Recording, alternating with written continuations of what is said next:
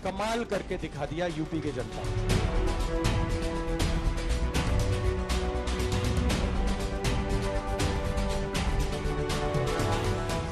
सत्ता के फाइनल में दो लड़कों की जोड़ी ने मोदी और योगी की अजय माने जाने वाली जोड़ी को चारों खाने चित कर दिया। अब राहुल गांधी और अखिलेश यादव का कॉन्फिडेंस बहुत हाई है। दावा यही है कि 2027 में इंडिया गठबंधन की जीत पक्की है। यानी एक तरफ 2027 की तैयारी है तो दूसरी तरफ टीम एनडीए में कई मोर्चे पर चुनौतियां खत्म होने का नाम ही नहीं ले रही। अभी लोकसभा चुनाव में मिली करारी हार को लेकर बीजेपी के अंदर घरेलू कलह खत्म होती, उससे पहले ही यूपी के उपचुनाव को लेकर सहयोगी दलों ने बीजेपी की टेंशन बढ़ा दी है। आरएलडी और निषाद समाज पार्टी ने 10 विधानसभा सीटों पर होने वाले उपचुनाव में अपनी दावेदारी ठोक दी है। मतलब टीम इंडिया में सब कुछ ठीक है, लेकिन टीम एनडीए में तनातनी का खेल शुरू हो चुका है। दरअसल लोकसभा चुनाव के बाद और 2027 विधानसभा चुनाव से पहले उत्तर प्रदेश में टीम इंडिया और टीम एनडीए का बड़ा चुनावी मैच प्रस्तावित है। उत्तर प्रदेश में 10 सीटों पर विधानसभा के उपचुनाव होने हैं। चुनाव की तारीख नहीं आई है, लेकिन एनडीए में खींचतान शुरू हो गई। सुनिए, 10 सीटों में एनडीए के सहयोगी दल कितनी सीटें मांग रहे हैं।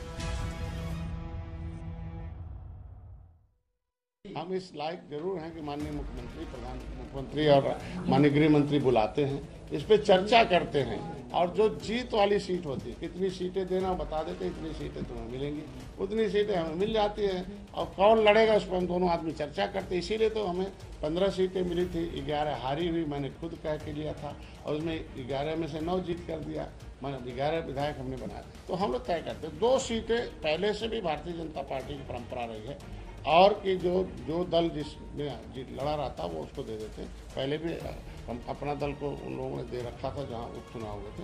हमारा तो अभी उपचुनाव पहली बार है, तो हमारा एक तो मझवा में है, मझवा हमारे विधायक थे और हमारे फिर वो आज सांसद हैं, और कटहरी में हम कम सीटें 2 सीटें, लेकिन हम तो 10 पर लोगों को उनको जितवाने के लिए हम तैयारी करें और 2 सीटें हम अपनी पूर्ण रूप से तैयारी करें। 10 सीटों पर उत्तर प्रदेश में चुनाव है और मैं समझता हूं कि बहुत जल्दी ही घोषणा भी हो जाएगी कि चुनाव कब होगा। 10 सीटों पर एनडीए चुनाव लड़ेगा और राष्ट्रीय लोकदल भी उसमें लड़ेगा। मीरापुर तो राष्ट्रीय लोकदल की सीट रही है पहले से ही, लेकिन राष्ट्रीय लोकदल इस प्रयास में है, भारतीय जनता पार्टी से एनडीए के नेतृत्व से बातचीत चल रही है कि कुछ कोई अन्य सीट भी राष्ट्रीय लोकदल लेकर के लड़े। चाहे आरएलडी हो या फिर निषाद पार्टी, दोनों सहयोगियों ने दबाव की रणनीति पर काम करना शुरू कर दिया है। यानी 10 सीटों पर होने वाले उपचुनाव को लेकर बीजेपी सबसे ज्यादा तनाव में है। इसकी वजह समझिए, अब बीजेपी को 3 मोर्चों पर चुनौतियों से पार पाना है। पहली चुनौती राहुल और अखिलेश की सुपरहिट जोड़ी से निपटना, दूसरी चुनौती पार्टी के अंदर भीतरघात गैंग से निपटना, तीसरी चुनौती उपचुनाव में सहयोगी दलों को सीटों के बंटवारे को लेकर राजी करना। यह मिशन आसान नहीं है। जो समीक्षा, हम तो हर बूथ की समीक्षा कर रहे हैं, एक एक वोट की समीक्षा कर रहे हैं, पर आज ये समीक्षा नहीं, ज़्यादा ये बात थी कि किस तरीके से आने वाले समय में हम लोग को जो जनता ने वोट दिया है, जनता ने अपना आदेश दिया है कि आप बेहतरी के लिए काम करिए, जनता की जो अपेक्षाएं हैं उसको हम लोग को पूरा करना है और सामाजिक न्याय का एक ऐसा मॉडल प्रस्तुत करना है जिसमें अनुसूचित जाति, जनजाति, पिछड़ा वर्ग, आर्थिक रूप से पिछड़ा वर्ग, महिलाएं, ट्रांसजेंडर, सबको उनका अधिकार मिले, ऐसे सामाजिक न्याय के मॉडल पर काम करना। एनडीए में कंफ्यूजन ही कंफ्यूजन है, लेकिन टीम इंडिया की लाइन और लेंथ एकदम स्पष्ट है। कांग्रेस और समाजवादी पार्टी एक पेज पर है, तैयारी उपचुनाव से लेकर 2027 विधानसभा की है।